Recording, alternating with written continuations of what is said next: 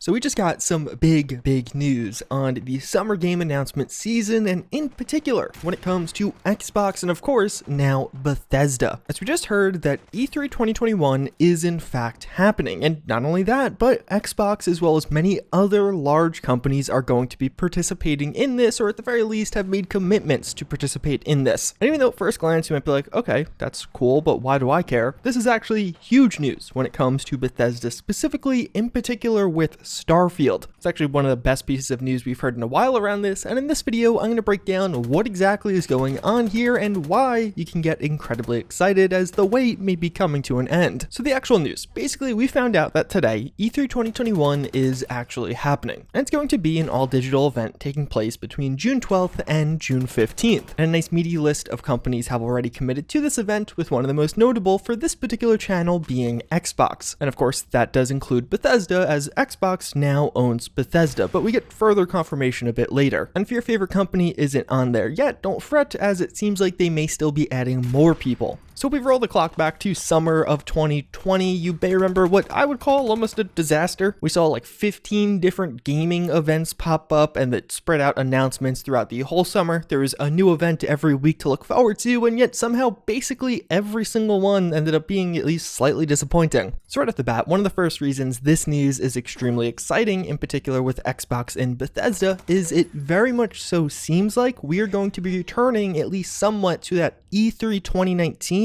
and earlier style, where they basically have on a Sunday a giant presentation where they reveal most of the heavy hitters for the year and the summer. One big event that you'll know the date of that you can get very excited for. And hopefully that means the return of BE3 in 2021, as we actually do hear from Jeff Grubb that Bethesda will be here, but we'll talk more about him in that comment in a moment. One of the first things to take into consideration is I think a lot of people saw E3 coming back June 12th to June 15th. Got super excited and didn't actually pause to stop and think, wait, what does that actually mean? Like, I think a lot of people just assumed, oh, okay, those big presentations will be from the 12th to the 15th, but E3 itself isn't typically those big presentations, but rather a giant trade show where a bunch of companies have booths, you could play demos of games, get free merch, or even watch other people play games early, like with Cyberpunk most notably. As far as what is actually going on during E3 this year, they mention how developers will be showcasing their latest news and games directly to fans around the world. The ESA, that's who runs E3, will be working with media partners globally to help amplify and make this content available to everyone for free. For more than 2 decades, E3 has been a premier venue to showcase the best that the video game industry has to offer while uniting the world through games. So they literally say nothing. Although one of the notable parts here is the dates of E3 2021 are interesting. Typically E3 is from a Tuesday to a Thursday, right smack in the middle of the week. Well, this year's is actually from a Saturday to a Tuesday, being one day longer than typical, but of course encompassing the weekend. So what we'll likely see is some of those events that typically precede E3, and although they carry the E3 label, are kind of their own thing just before the actual E3's trade show starts, now be included under the umbrella. So I wouldn't be shocked if it's just going to be a bit lighter on the scale of demos, and the focus will be more so on those presentations. This is a popular thing, especially with most recent updates to streaming tech, where a game is revealed, then you could download or stream a small chunk of it or a limited time segment that you could try out for yourself. I'm sure there'll be some exclusive panels with somebody talking to another person, some interviews, as well as some actual just announcements made during the week, although the big ones are probably on the weekend. And there actually will also be some kind of media exclusive stuff. We know that E3 is open to the public, but special programming specifically for industry and media will take place. There'll be unique opportunities to connect with our exhibitors and sponsors for media, and even there will be additional media and influencer days from June 7th to the 11th. So a lot of times at E3s, what they'll have are behind closed door demos. So look, I was able to see some gameplay of The Outer Worlds early. I was able to see gameplay of Cyberpunk early. Then I could give you my verbal impressions, but I didn't actually have any gameplay footage. They didn't release that yet. So perhaps that kind of stuff will actually return this year, for better or worse, just in a streaming capacity, which seems to mean it is way more likely it's going to leak overall. But when it comes to the new Xbox event and BE3 2021, as it'll likely be called directly, the day you should be looking forward to is June 13th. As this this falls right smack in the middle of these new digital E3 days and is typically the timing of these events. We hear Jeff Grubb say that it'll be the same stream and Xbox will lead directly into Bethesda, but there will be a delineation. Jeff Grubb, although he's gotten quite a bit wrong, like Xbox Live being free, as well as stuff as far as the Starfield timing, in the past has been extremely accurate in predicting the dates of some of these summer events. In particular, with last summer's events, he got a lot of stuff right. So him having some insider knowledge as to what Xbox/Bethesda is planning is very believable to me. So to me, it definitely seems like we could see an Xbox stream start earlier in the day, then there'll be a brief intermission and it'll continue into a Bethesda stream, which actually lines up or makes sense with what we know thus far. At that roundtable earlier in the year, we heard how Bethesda will be revealing some stuff this summer, but even further, how they had been working quite closely with Microsoft for months in preparation for these reveals. Specifically, the marketing body of Bethesda and the marketing body of Microsoft have been working closely together. So although it looks like both Bethesda and Xbox will still have standalone events, they will be more interconnected than ever before, considering that now Microsoft actually owns Bethesda. But one of the other reasons this gets me extremely excited for the future is it does give us a timeline that we can somewhat expect now. And the day you should be looking forward to potentially is June 1st, aka Please Stand By Day. With the past two game releases, Fallout 4 and Fallout 76, the way Bethesda handled the reveal was about a week and a half before E3 on a Tuesday, they would put up some kind of stream that said, please stand by, because both of those were Fallout games. Then the following day, we would actually get the reveal teaser for, one, Fallout 4 the first time, then Fallout 76 the second time. This has worked extremely well for them. The Fallout 76 one in particular got millions upon millions of views and generated a ton of hype.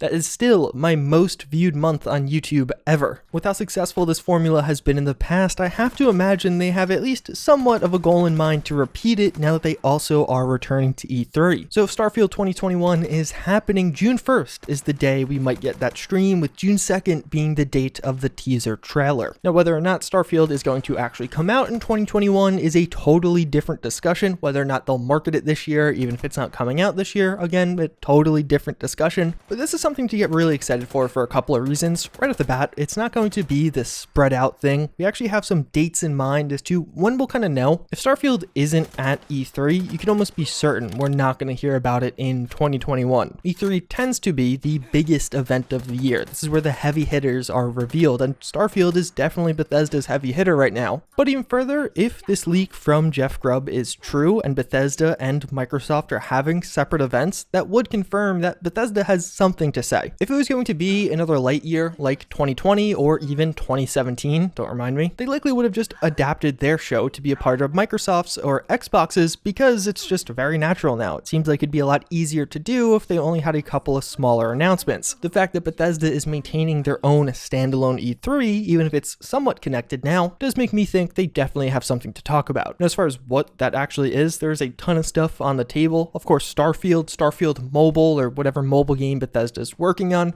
Seems like Bethesda might have another actual game, not mobile game, in production. We could hear about that. Some more details in that Indiana Jones game. The ZeniMax Online Studios new IP has really ramped up lately with a new office, a ton of hiring. I fully suspect we see the reveal of that IP. Fallout 76's private world stuff seems like it'll be revealed at E3, and probably a trailer for the upcoming DLCs for that game. Wolfenstein 3 seems like it could be a candidate here. We do have some mystery game coming from Roundhouse Studios and or Alpha Dog Studios right now, and then any other surprises that could be in store. But either way, it is really nice now to have a more concrete idea as to when we should be excited for. And although it definitely seems like this means large in part that things will be a bit more condensed, it won't be a summer of hopefulness followed by a bit of disappointment, we also do know that Bethesda is participating in at least one other of the summer events, that with Summer Game Fest. But the wording on this tweet is just that they will have new game news to share with fans this summer, so it very likely could just be additional details on reveals that are made at E3. Like, let's just say hypothetically, Starfield is revealed at E3, then has follow-up or subsequent marketing during Summer Game Fest. That seems like it would make a lot of sense and actually just be a lot more enjoyable. Either way though, that's the latest news on all of it, and it's definitely something to get excited for. E3 is back. And in my eyes, that's a really good thing. It's definitely something to get very excited for. We are potentially just under 2 months away from actually seeing some more footage of Starfield. With that said, I thank you all again for watching. I hope you found this one informative. With that, I hope to see you all next time. Later.